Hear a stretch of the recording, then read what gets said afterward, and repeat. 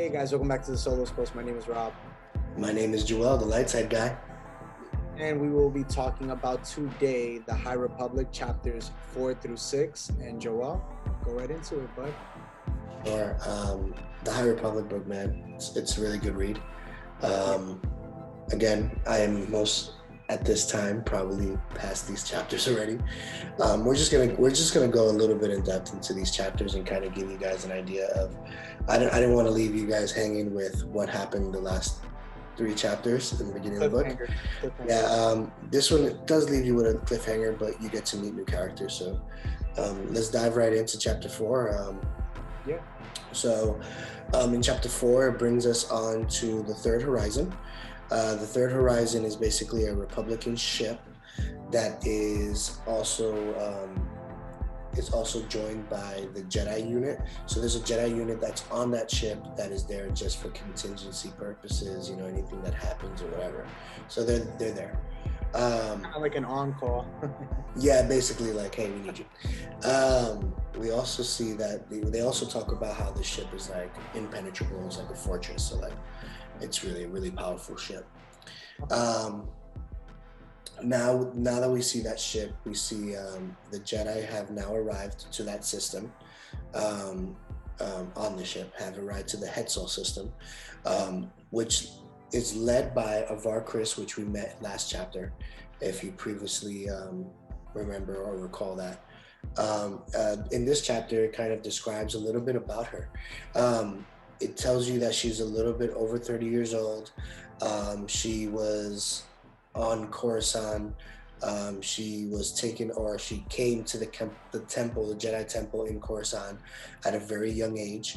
And it also talks about her abilities. When I say abilities, it's just, the abilities of really her on within the Force. So it talks about how she like meditates, and when she meditates, she floats, and what she wears, and she's all white, but she is, I think, very old school too. So she's a pretty cool character. But it talks about like she's a powerful Jedi master. Wow, that's awesome. I mean, that's good to hear. I mean, we've always heard of Luke being, that one Jedi who's been the strongest for a long time. So to hear about Chris in a different light, I think that's pretty awesome. And now we get to have a backstory on it. I think that's really cool too. Yeah, for sure. So they talk a little bit about that. They talk about how she is a basically she's the captain of like the relief for all disasters. So she's the one that gets called. She's the go-to. When everything goes wrong. So that also shows, the discipline and the mastery that she has, Yeah, definitely. I mean, she has all that knowledge and skill. Why not, right? Mm-hmm. I definitely want her to save my life. Yeah. We also get introduced to ships. So we see one ship that's called, or multiple ships that are called long beam ships. These ships are basically used for combat rescue missions. So that's basically what they're used for sometimes. And their capability or their capacity that they can hold in those ships are 20 plus people. So it's capable of doing a lot. And we'll definitely have one of those pictures up on here so you guys can see how it looks. But yeah, these ships are, just a pretty big ship that is capable of doing not only combat but saving people, like I said before. Then you get introduced to the Jedi ship. So we get to see, it's called Vector. So these Vector ships are made for Jedi. They're made for either the capacity of one or two individuals. Yeah, exactly. So you can have the Jedi Master, and then you can have the Padawan. So you can have that. Also, they're made very simply. So these ships are made with like the pure minimal, so they're very minimalistic in every way. Screens, weaponry, stuff like that. I'm pretty sure every Jedi really relies on the Force and relies on that type of sense instead of having to rely on all the gadgets and widgets and all these different things on their ship. So we see once they explain all of that and they explain Var Chris, the chapter ends basically with all of them leaving the third horizon and heading down to uh, the Hetzal system prime world. So that's Right. basically the end of this chapter. Yeah. Okay, well, at least we didn't get a death. Thank God. I mean, those first three chapters were crucial. If you Yeah, guys saw yeah, it's last cool. post, we talked about it last time. Yeah, no, three chapters, people dying. Oh no, that was too much. Well, it's now time to kind of fall in love with characters, right? So, Yeah. and get to know characters a little bit more than just, hey, here's this guy, and okay, Which they're chapter? dead. You did. Yeah, you did. Um, so yeah, so well, we'll move on to chapter 5. Chapter 5, we meet three. I'm sorry, we meet two characters, and we also see some new things here as well. Var Chris is now out of this chapter. We didn't really get to see her again for a little bit. So we actually meet Bel Zettifar. He's the apprentice of Master Loden Greatstorm. That's a mouthful. Yeah. But no, I mean, these are two cool, really cool characters. I mean, the way they describe them, the powers, the abilities, and it's pretty cool. We also see we also get told that Bell is around the age of 18. Oh, so he's young. That's cool. Mm-hmm. Bell is also very a determined Jedi. So he's always trying to better himself and all that stuff. And then with Master Lord and Greatstorm, they do describe him as such a powerful Jedi. And so with that combined with him, definitely gives him even more of an ability, strength. I do have a question. So, do they speak of his lightsaber at all? They do not. Oh man, see, I would Yeah, like to. they do not, and especially in this chapter, it seems like they're flying the whole time. Okay, so maybe as we get in more to the story, maybe they'll talk about it more. For sure. But we do see, but I mean, we could put the artwork of how they look. There is artwork for each and every one of these characters, and then it shows you how they look. It also shows you their hilt. It shows them all that stuff. So we'll put give us that. an idea. We'll post that. Yeah, we'll post that there so you guys kind of have an idea of how he looks, and how his master looks. Again, Great Storm is another one that wears a lot of white. So they do describe that as well. So you'll see that, and you'll also see it in the images. So then, so we get to see him. We get to see that he's also bettering himself. And then we see that they both start to go down to the Prime World. And then we learn a little bit about their ship, and their ship is called Nova. Nice. Which is pretty cool. I think that's a pretty cool name. Loden and Bell. Loden has Bell basically saying, okay, I need you, that's his Padawan, of course, I need you to start searching an area where you feel like this is where we need to be. You know what I mean? Like this is where we start. Right. So he instructs him to do that. And although Bell is a very strong Padawan, he's having trouble because, as we learned in the last chapters, it's insane on this planet. Pure chaos, mobs.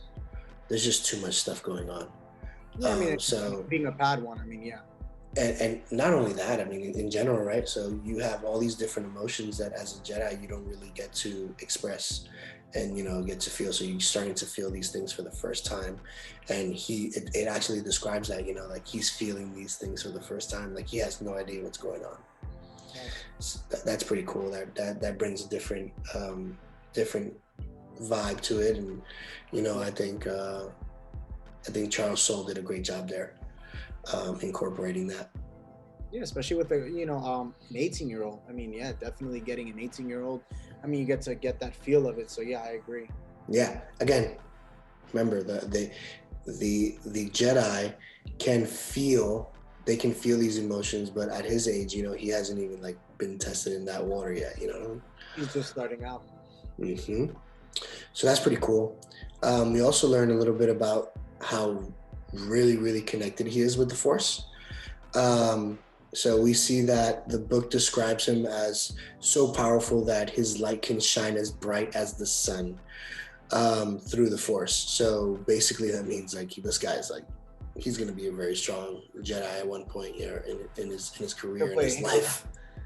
He'll play a big part in this storyline, probably. I'm sure. Yeah, and I mean, of course, this is like foreshadowing. Right. For me, it's like, oh, he's this powerful. Oh man, if he dies, like this is gonna suck. You know what I mean? But I don't think they'll do that. No, not if you're explaining him in that manner, especially in the book, and he's playing such a big part, and you're explaining him to be as powerful as the sun, or as bright as the sun. I mean, yeah, I mean, through the Force, yeah. That's inevitable. I feel like that. Yeah, it describes him like that. He's basically a candle that's lit that never burns out.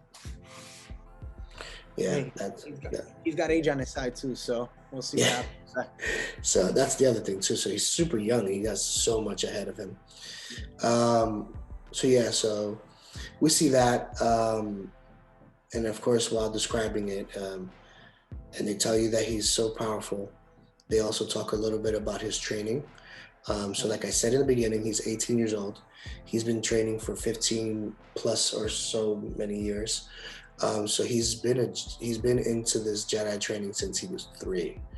Oh, wow. Quick joke, my daughter's 3 years old. I would definitely like her to start her training today. You wake up tomorrow, Jedi training starts today. Yeah. Lightsaber, pick your crystal, and before go. It'll probably teach a little bit of discipline, man. We probably need that. Yes, I definitely agree with that. Just take her to Galaxy's Edge and give her her own lightsaber build. It's nuts, man. But then we find out about that. We also find out that his master is super powerful again, and so with that added training, it makes him, who he is, Yeah. Before the chapter ends, we see that Bell uses his abilities with the Force to find a spot that is basically the place that has the most distress, that has the most anguish. So we see that they find a place where there is a starship. This starship is so big that it can fit maybe 100 to 100 plus people on this starship, and it's located at a compound. Now this compound, it is surrounded by security, and it's also surrounded by mobs of people trying to break in. Now at this point, the security has been shooting many warning shots, like, yo, back up, like, relax, like, you know what I mean, like that. And they've done it they were doing it for a while. Right. It came to the point where that's it, like it was enough. They were like, all right, we're gonna start blowing people away. That's what it seems like. Yeah, that's what it seems like. Honestly, that's what it seemed like in that chapter. Like that. Okay, we're done with these warning shots. Nothing is changing. No, not at all. Cool. So we see that, and then right after that, we start seeing that the Jedis jump out of their ship, and now are gonna go and try to help out what's going on, and the chapter ends right there. Here to save the day again. Mm-hmm. For sure. That was good though. No, I mean, I like that. I like that, and I like that ending to that chapter. I thought that was really good.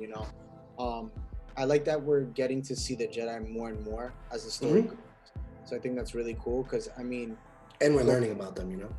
Yeah, I mean, and especially it being, as I always say, this is such a new timeline for us. So we're just seeing more Jedi come, and it's cool because you're not just hearing one Jedi, you're hearing, a group, So I think that's pretty awesome. Yeah, I totally agree with you. I think this is an amazing